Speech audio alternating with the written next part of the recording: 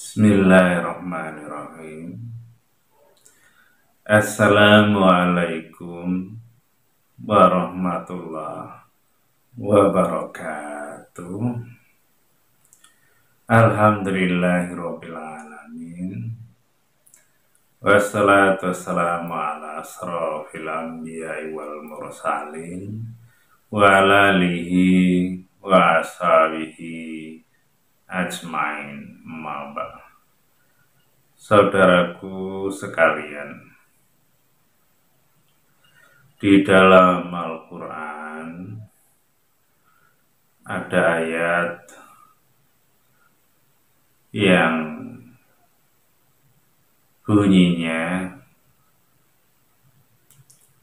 Dzalikal kitabu la raiba fi hudal lil muttaqin, yang artinya kitab itu, yaitu kitab Al-Quran, tidak ada keraguan-raguan di dalamnya, petunjuk untuk orang yang takwa. Dari ayat itu bisa kita ambil pengertian, salah satunya bahwa petunjuk itu untuk orang yang takwa. Sedang bagi orang yang tidak takwa, tidak jadi petunjuk. Jadi Al-Quran itu dibaca siapapun, kalau orang itu tidak takwa, boleh jadi ya hanya sekedar bacaan saja, atau hanya untuk mencari fadilah ataupun pahala membaca, tapi tidak sampai menjadikan petunjuk dalam hidupnya, sehingga tidak merubah perilaku di dalam kehidupannya sehari-hari. Beda dengan orang yang takwa, Quran itu akan menjadi petunjuk dan akan meningkatkan keimanan, seperti ayat yang lain yang bunyinya wa idza tuliyat alaihim ayatu zadathum imana, yang artinya, dan apabila dibacakan ayat-ayat Allah itu, maka bisa menambah keimanannya. Kira-kira terjemah bebasnya seperti itu. Jadi dari situ jelas akan beda orang yang takwa dan tidak ketika memahami petunjuk. Insya Allah seperti itu. Dan kemudian juga petunjuk itu ada yang di dalam Al-Quran, juga ada yang ada di sekitar kita, dan juga ada yang di dalam diri kita, di tubuh kita. Itu juga petunjuk bagi orang yang takwa. Karena juga ada, kalau tidak salah, di dalam surat Al-A'raf, yang intinya orang yang takwa itu kalau disentuh oleh setan, dia terasa. Jadi kalau orang yang tidak takwa, ya mungkin tidak terasa. Artinya bisa seperti itu. Dan kemudian kita coba pahami ayat tersebut, bagaimana bisa dikatakan kalau orang yang takwa itu kalau disentuh setan terasa. Nah, itu paling tidak bisa kita pahami bahwa orang yang takwa itu bisa memahami petunjuk yang ada di sekitarnya, baik di lingkungan, baik di Al-Quran, ataupun apa yang ada di dirinya. Dan apa yang ada di dirinya,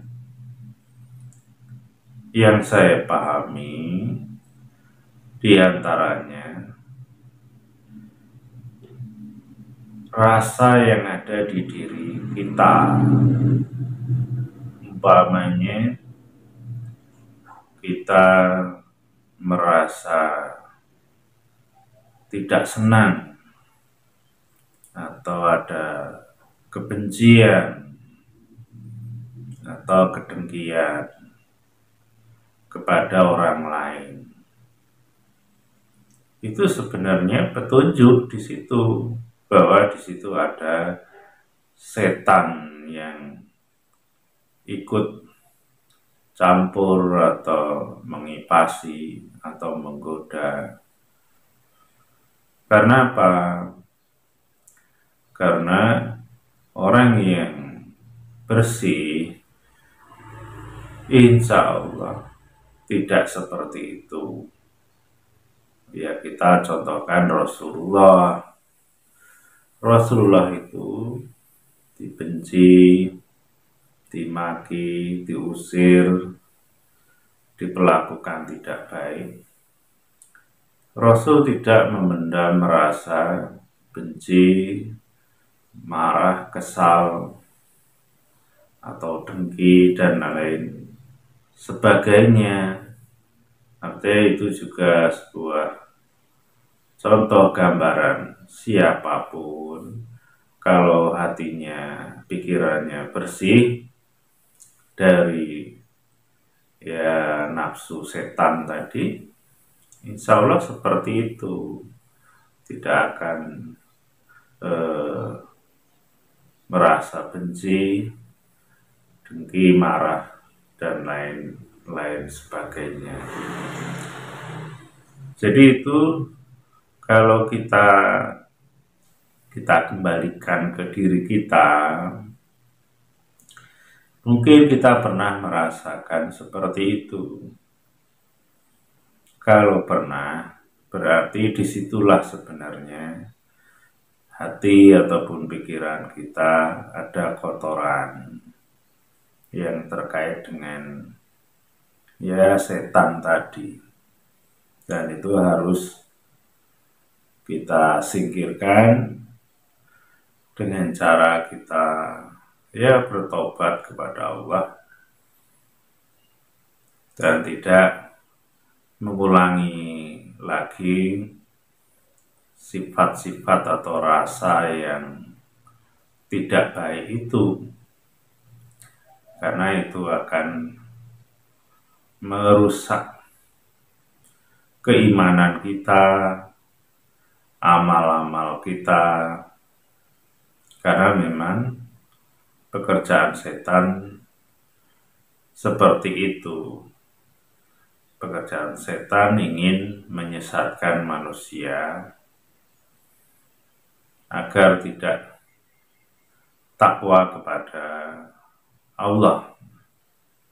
Dan itu yang harus kita ketahui dan juga harus kita upayakan di dalam kehidupan sehari-hari, agar jangan sampai di diri kita itu ada rasa atau sifat yang tidak terpuji, yang boleh jadi banyak sekali.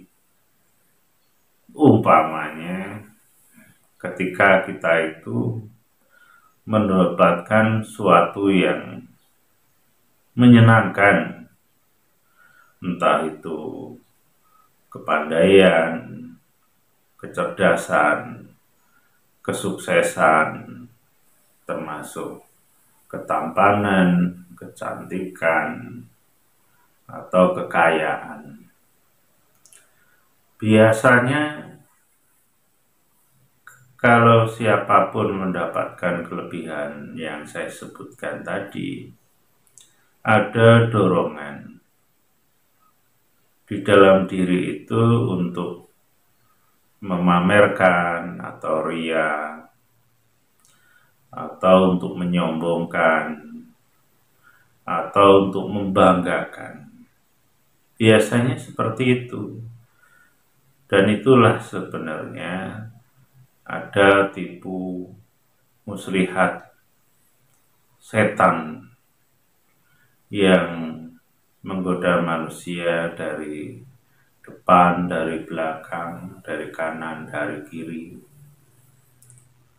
Sehingga kalau kita itu tidak memahami petunjuk dari Allah, ya kita akhirnya mengikuti bisikan setan tadi, sehingga setiap mendapatkan hal-hal yang menyenangkan tadi, bawaannya ya ingin agar yang didapatkan itu bisa diketahui oleh orang lain. Contoh umpamanya,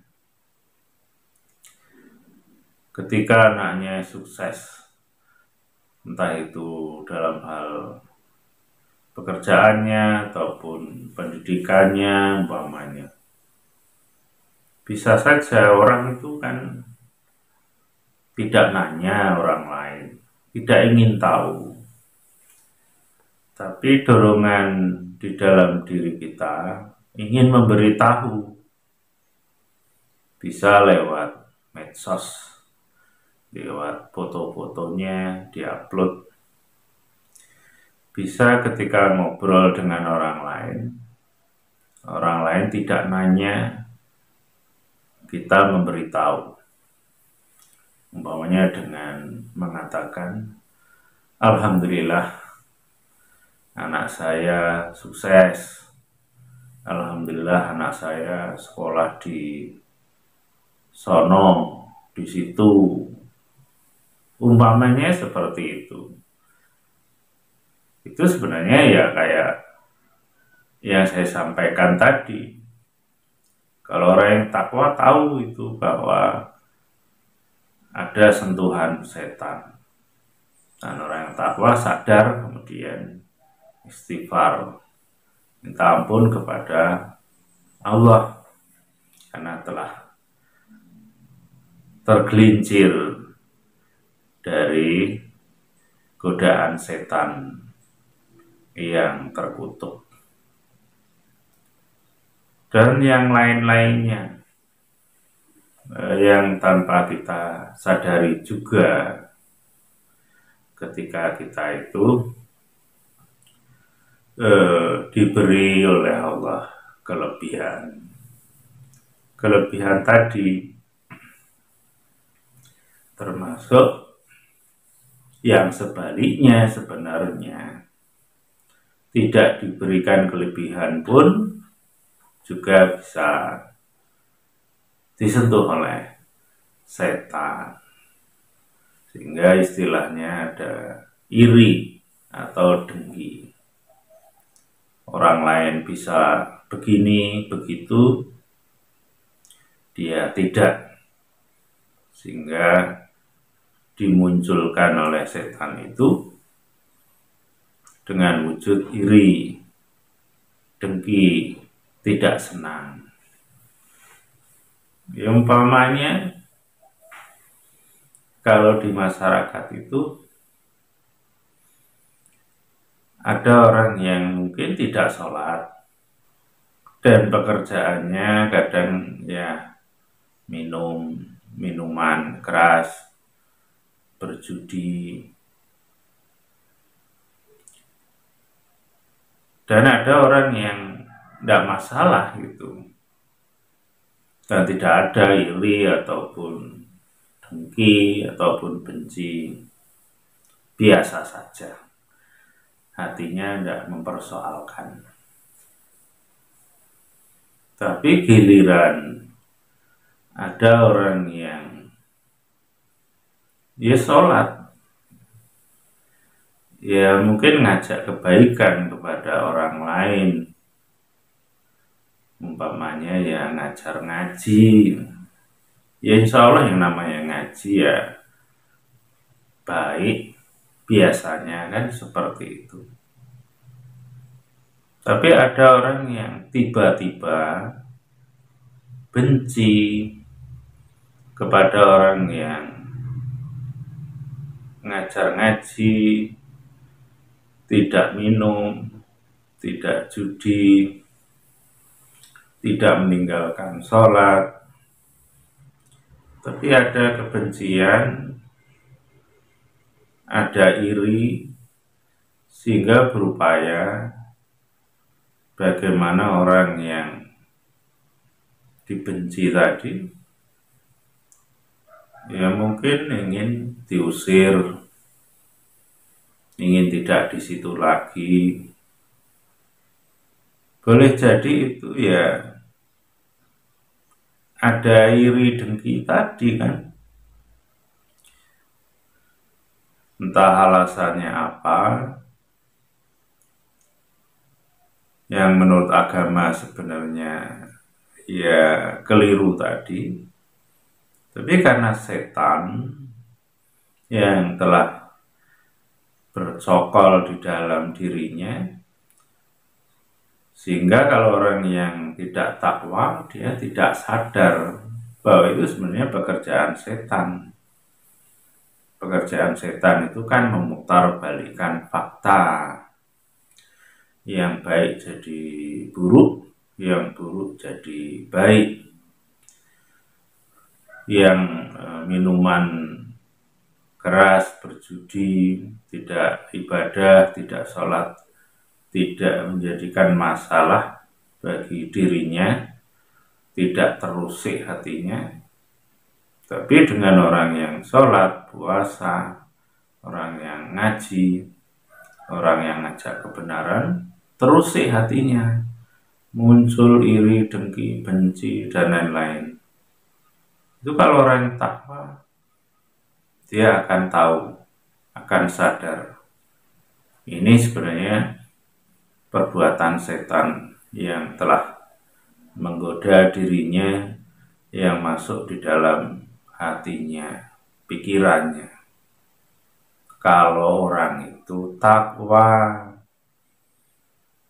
dan kalau orang yang takwa ya segera minta ampun kepada Allah, karena telah khilaf, karena telah disesatkan oleh setan.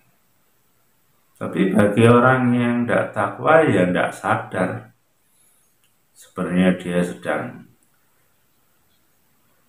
kesurupan setan istilahnya. Orang yang kesurupan itu ya antara sadar dan tidak tadi, sehingga yang dilakukan itu bertentangan dengan ajaran agama Islam. Dan kalau sudah sadar harusnya segera minta ampun kepada Allah, dan juga minta maaf kepada orang yang didengkinya, dibencinya, diperlakukannya tidak baik. Kalau orang yang takwa, karena itu akan menjadi dosa yang akan dibawanya sampai akhirat kalau tidak minta ampun kepada Allah dan minta maaf kepada orang yang diperlakukan tidak baik.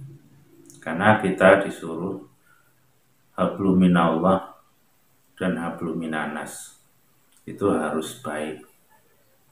Insya Allah seperti itu. Nah, inilah yang saya ceritakan agar kita siapapun sadar kalau kita memang takwa, apa yang pernah kita lakukan dulu ataupun mungkin sekarang ada dorongan di dalam pikiran ataupun hati ingin melakukan yang buruk, waspadalah bahwa itu ada makhluk Allah yang lain yang ikut terlibat, yang kerjaannya hanya menggiring manusia untuk berbuat kejahatan, keburukan. Naudzubillahi min dzalik. Nah, mudah-mudahan apa yang saya sampaikan ini bisa dipahami bahwa di dalam diri kita ada petunjuk yang Allah berikan kepada kita, dan itu akan dirasakan, akan diketahui oleh orang yang benar-benar takwa. Karena orang yang takwa ketika tahu, sadar, dia akan segera minta ampun dan minta maaf kalau terkait dengan orang lain, dan tidak akan melakukannya lagi. Insya Allah seperti itu. Nah, hanya itu saja yang saat ini bisa saya sampaikan. Mudah-mudahan bisa dipahami dan mudah-mudahan bisa bermanfaat bagi kita semuanya. Akhirul kalam. Assalamualaikum warahmatullahi wabarakatuh.